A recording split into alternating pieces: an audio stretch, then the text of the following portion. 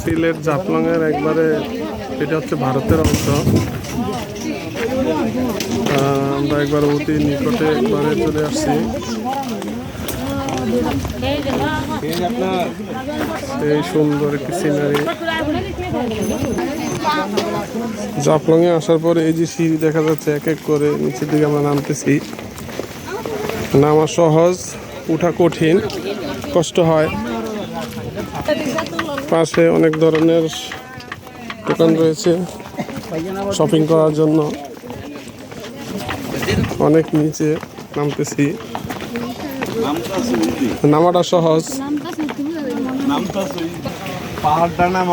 খুবই নিচের দিকে আমরা নামিয়ে দিচ্ছি। প্রায় কত ফুট নিচে নামতেছি এখনো জানতে পারতেছি না, কোথাও লেখা নাই।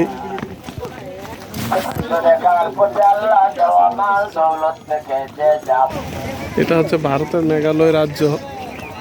আমরা এক এক করে নিচের দিকে নামতেছি, অনেক নিচে।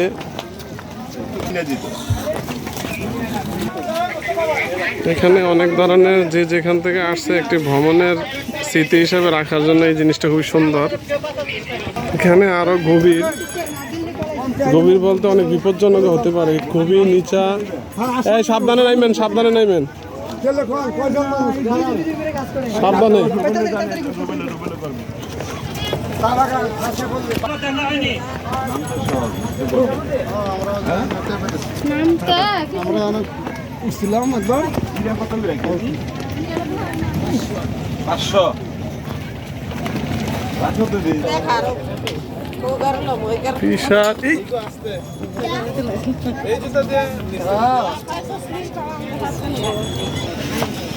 যে সিঁড়ি দিয়ে নিচে নামতে হয়, নামতে গিয়ে অনেক অবজেকশন। আয় পড়ছি তো, আর অল্প একটু আয় পড়ছি, এদিক দিয়ে একটু খারাপ বেশি। কষ্টের জায়গাটা এতটুকুই, এটা কিন্তু অতটা কষ্ট না।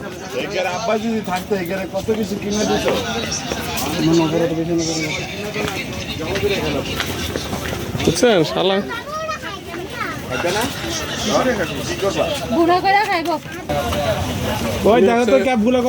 আমার ছেলে আব্দুল্লাহ উনি একটা পানির বোতল নিয়ে নামতেছে খুব কষ্ট করে, অনেক নিচে, অনেক গভীর।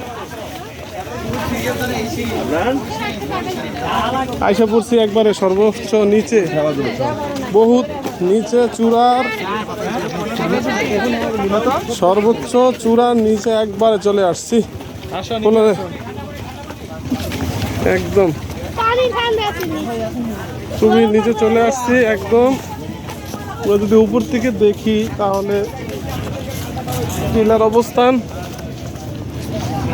মাটি অনেক উপর থেকে চলে আসছি নিচে, বোঝা যাইতেছে না। অনেকখানে অনেক নিচে, প্রায় 20-50 তলা বিল্ডিং এর নিচে মোটামুটি, এরকম নিচু, উঁচা থেকে নিচা।